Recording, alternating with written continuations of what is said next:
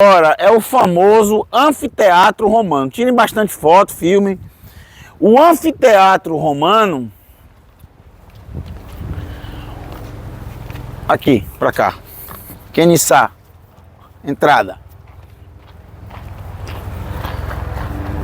Eu já expliquei a vocês a diferença de anfiteatro para teatro, né? O teatro ele tá todo fechado. O anfiteatro ele é um arco, um avião teco-teco.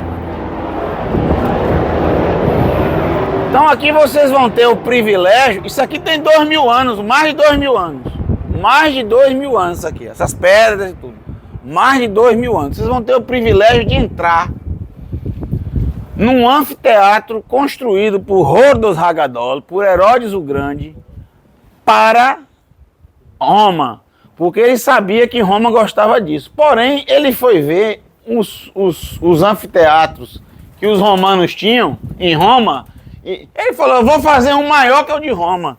E ele fez. O Herodes era o Herodes, rapaz, o Herodes não...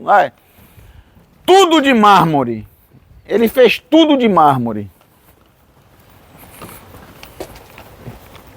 Olha só, que coisa sensacional. E até hoje é utilizado, viu, gente?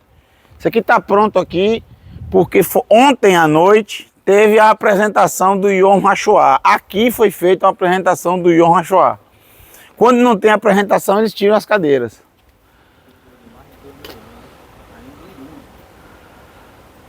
Vocês vão observar que foi feito reformas.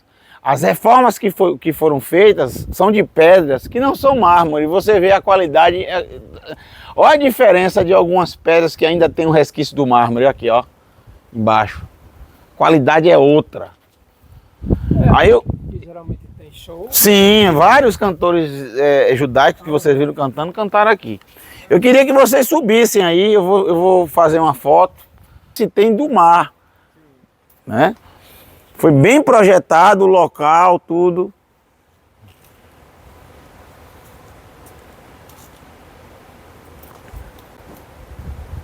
Tá ouvindo aí, de Príncipe?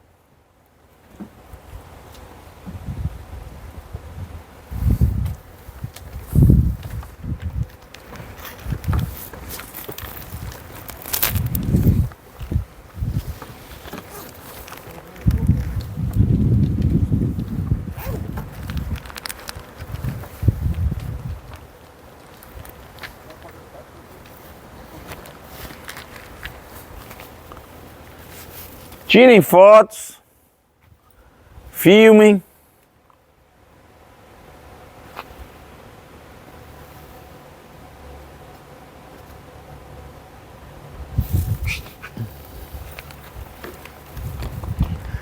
Tá me ouvindo, Marco Aurélio? Fica igual a Saci aí. Marco, tá me ouvindo? Tá ouvindo não, né? Hein, Marco Aurélio?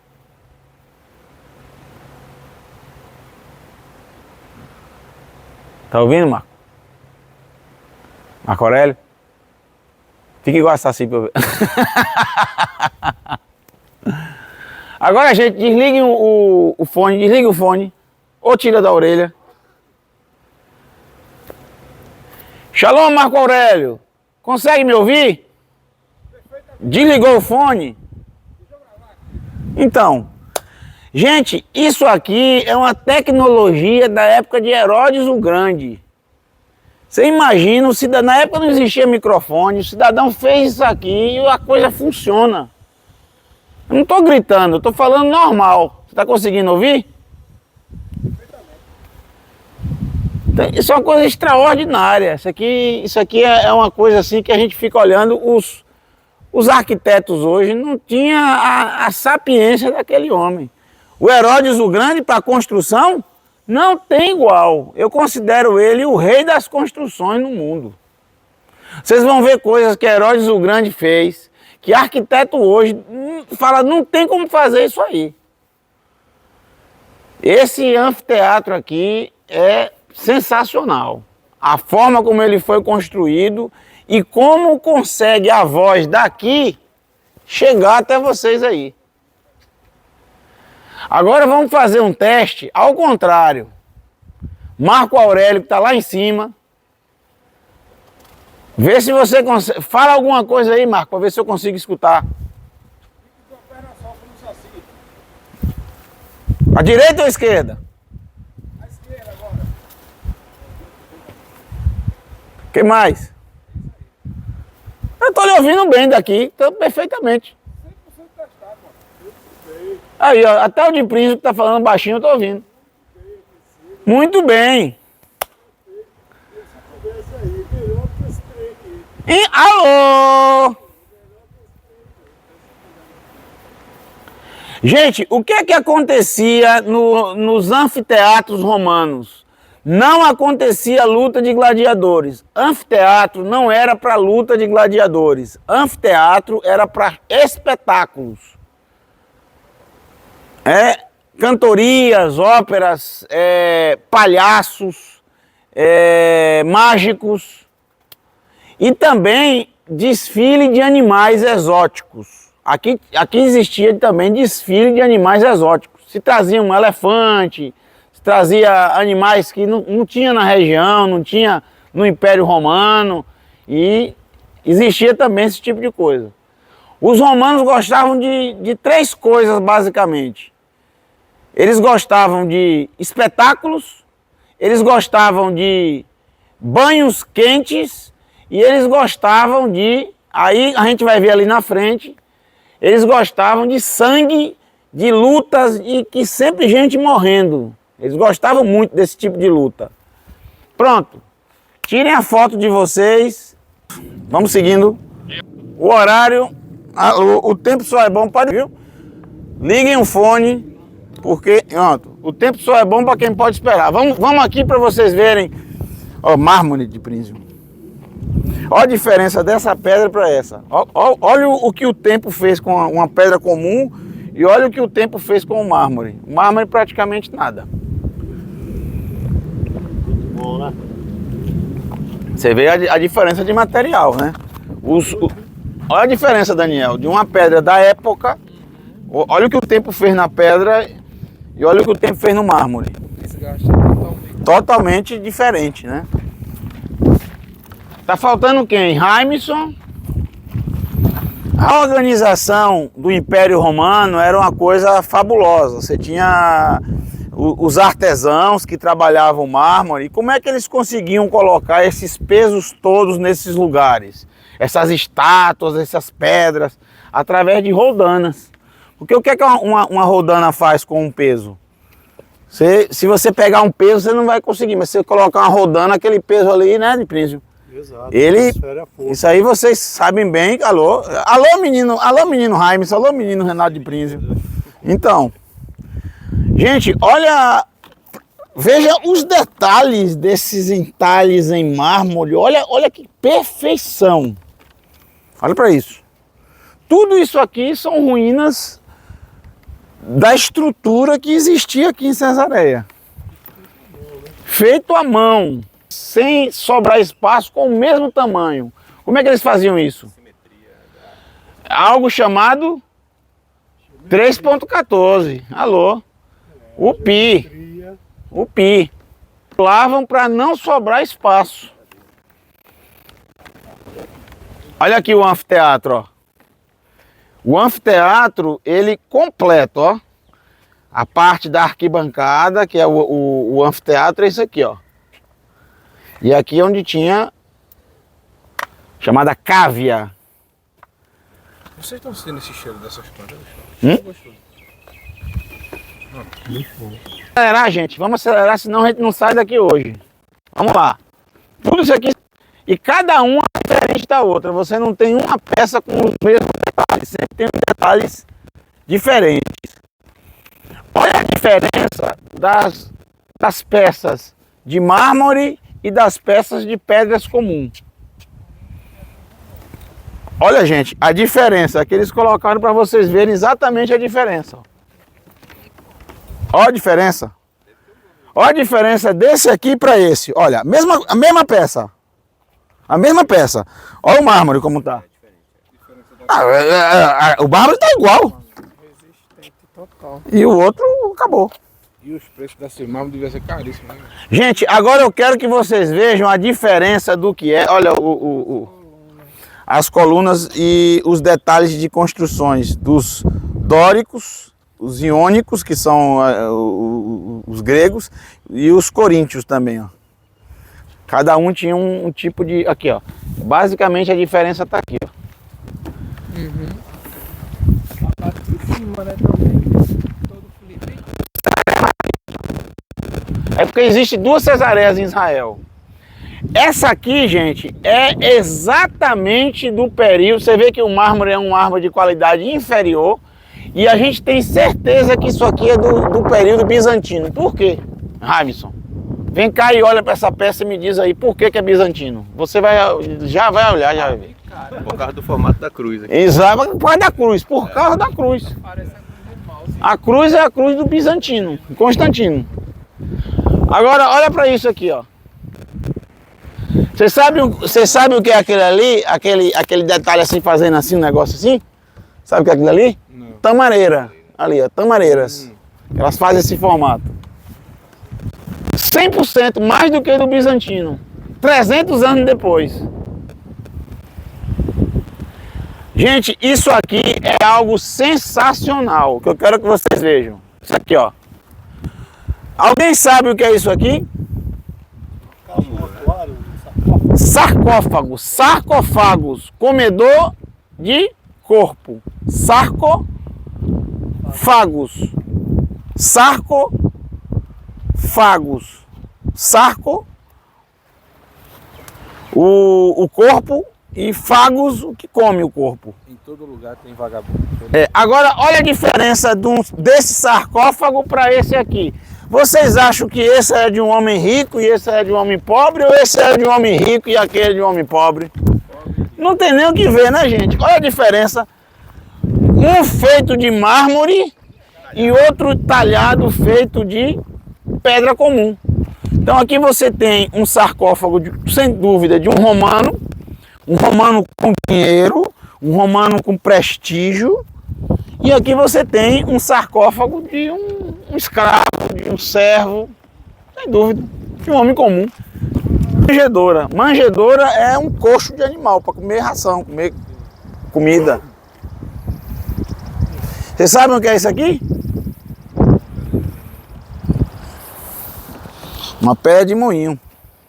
E em escala industrial imensa. E aqui a farinha caía aqui, ó.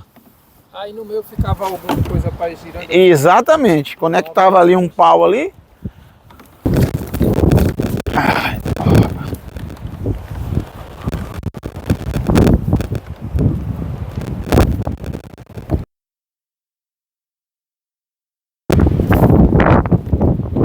Olha que paisagem lindíssima isso aqui. Mosaicos. E muitas coisas que eu quero.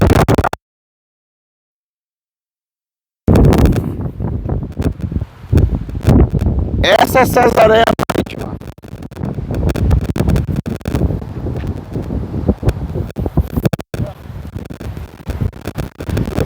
בבקשה, 10 דקות. 10. לא יכול, יש לי לפני רבע שעה סגירה, אני חייב להוציא את האתגר, אני רוצה ללכת. מצטער אחי, תבואו יותר מוקדם פעם הבאה. 5 דקות. לא יכול, אם אני אתן לך 5 דקות וזה 10 דקות וזה 20. לא, לא, לא, לא. 5 לא, דקות. אני סוגר, תעשה לי טובה, יש הנחיות פה. תודה. Infelizmente, não dá. פעם הבאה יותר מוקדם אח שלי וסבבה. Sababa? פעם הבאה, לא, פעם הבאה. תבוא פעם הבאה. Não dá pra voltar depois. Bom, mas daqui eu vou falar pra vocês. Vocês estão vendo aqui? Esse é o local das corridas de bigas. Aqui. Aqui são uma arquibancada para 14 mil pessoas. 14 mil pessoas. Sentadas, vendo o espetáculo de frente para o mar. Aqui que o sangue era derramado. Você tinha as corridas, ele vai passar aí. Você tinha as corridas. Vocês tinham as corridas de bigas. e ao mesmo tempo você tinha as lutas de gladiadores, que as corridas sempre terminavam em sangue derramado. Só restava um que era o vencedor. Os outros todos morriam. É para esse lugar que foram trazidos, muitos dos seguidores de Yeshua, porque os romanos, eles estavam muito preocupados com a quantidade de gente que dizia que um morto que foi executado por Roma estava vivo. Isso era uma propaganda tanto para os saduceus, que eram sacerdotes, e alguns escribas, como também tanto para o Império Romano, que se aliou a eles nessa busca incessante por destruir completamente essas pessoas que estavam com esse testemunho. Imagine só, um homem que Roma matou, executou, estava vivo. Isso era um sinal de fraqueza do Império. Agora, por que estes homens chegaram aqui e muitos dos discípulos, todos os discípulos, com exceção de Yohanan, o mais novo, por que todos tiveram que morrer dessa forma? Por que o Eterno permitiu que isso acontecesse? Porque, gente, a morte desses homens causava um impacto muito grande nas pessoas. Quem estava aqui escutando, vendo esse espetáculo todo e vendo que Roma negociava com eles algo que era a própria vida deles.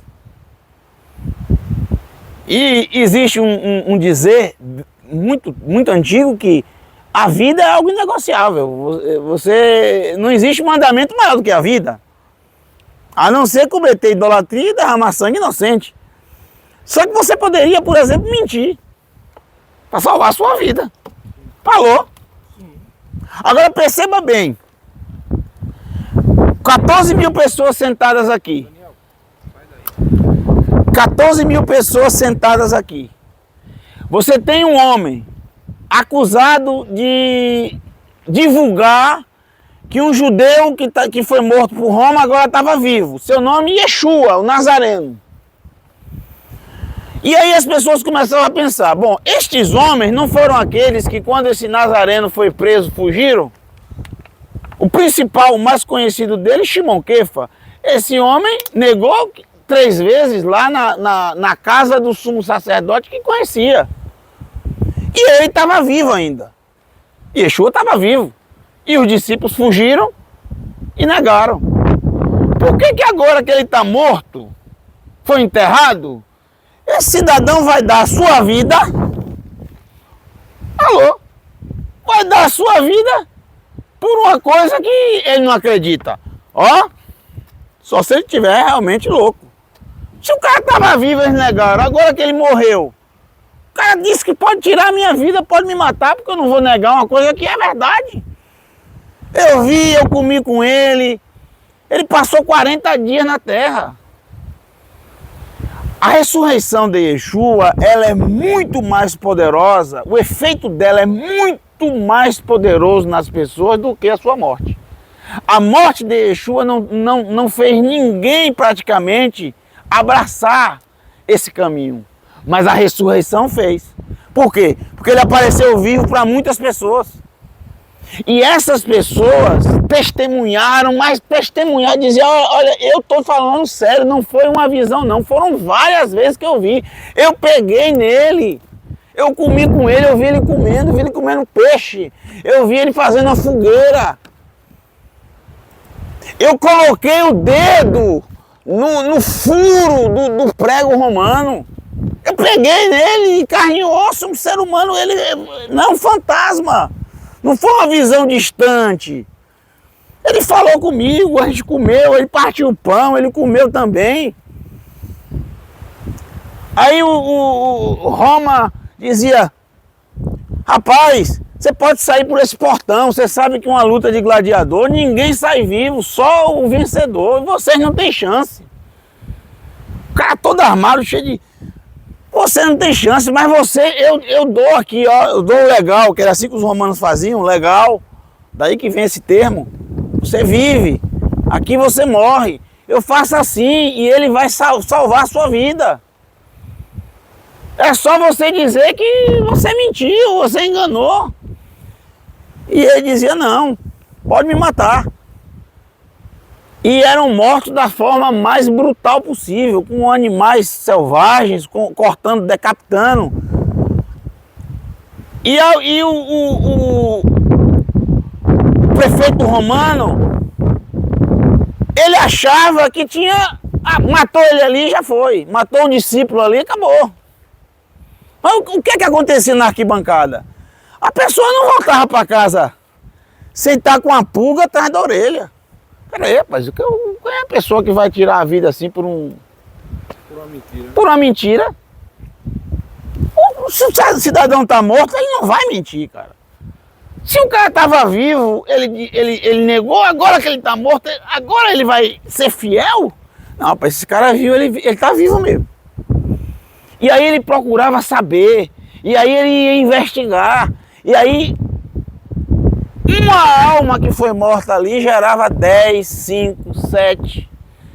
Num discurso de Shimon Kefa, foram 4 mil? 4 mil almas em Atos? 4 mil almas, 4 mil pessoas abraçaram porque viram que Yeshua realmente estava vivo. O maior poder é a ressurreição dele. Mas para ressuscitar tem que morrer, né? Só ressuscita quem morre. Os discípulos tiveram que morrer justamente para que esse testemunho da ressurreição, e é uma coisa meio incoerente, né? Foi preciso a morte para testificar a ressurreição. Mas a morte daqueles que estiveram com o Mestre, que o negaram em vida. Para que as pessoas, de forma lógica, chegassem a essa conclusão. E chegaram. Porque observe a quantidade de gente narrada no livro de Atos. A quantidade de gente que buscou, procurou conhecer esse mestre nazareno. Até sacerdotes, muitos sacerdotes, vai chegar um momento do livro de Atos que vai narrar centenas de sacerdotes, milhares de pessoas, tanto judeus como também estrangeiros. Esse lugar aqui, apesar de ter sido palco da moradia da afirmação do Império Romano na terra, do poderio do Império Romano, esse local, mesmo local como esse, carregado de idolatria, como vocês viram aqui, carregado do poderio romano, esse local aqui, mesmo aqui, a luz da Torá, a luz do Eterno, fez surgir muitas pessoas que fizeram techuvá aqui, como vimos hoje, o Cornélios, por exemplo, entre outros. Sem dúvida. Shaul ficou preso aqui por quanto tempo? 2 anos, se não me engano. 2 anos aqui em Cesareia Marítima. E daqui, sem dúvida, foi... O Império Romano achou que ia acabar totalmente com a ideia da ressurreição de Yeshua, mas aqui serviu como um farol de luz para muitas pessoas. O Império Romano achou que estava combatendo o mestre Yeshua e acabou sendo, na verdade, sem saber, sem perceber, um propagador disso. É meio incoerente, mas é a verdade. Porque foi daqui que muitas pessoas passaram a acreditar. O testemunho de Yeshua foi forte e verdadeiro na vida da morte dos discípulos, que preferiram a morte do que negar a sua ressurreição. Ô Felipe, ali... Vocês têm a corrida de bigas e luta de gladiadores. Nossa. Ali na frente, aqui em linha reta aqui, ó. Sim. Em linha reta aqui, ó. Aqui ali é o quarto, ali na frente ali, ó. Sim. Tá vendo aquela pedra do lado esquerdo aqui? Sim. Ali era o quarto do prefeito da Judéia. Pilatos ficava ali. Ali tem uma piscina particular embaixo, que eles fizeram na rocha cavada uma piscina particular, que ela enche a uma determinada hora do dia quando a maré é cheia e ela baixa depois quando a maré está baixa. Quando a maré enchia, ela fica uma piscina natural perfeita ali. Isso feito pelo homem, ação humana. Feito por Herodes. Ele fez uma piscina natural ali. Aqui embaixo dessas madeiras aqui, tá vendo? Desse pergolado de madeira, ali embaixo tem um cagador público, que vocês vão ver lá em Bet-Shean. Cagador público. Isso, exatamente. Mas aqui tá bem desgastado. E ali tem uma descida, e ali... Tem uma descida, tem uma escadinha. Aqui em frente esse caminho aqui, em frente ao lugar onde tem a luta de gladiadores, embaixo tem os banhos particulares romanos com 3 fases. Caudário, que é a parte bem quente, trepidário, que é morna, e frigidário, que o nome já diz, né? Frígido, frio. Tem, lá embaixo tem saída para a parte aonde os navios atracavam, ali o porto de Cesareia ali, ó. Você vê, o porto é enorme, até lá embaixo.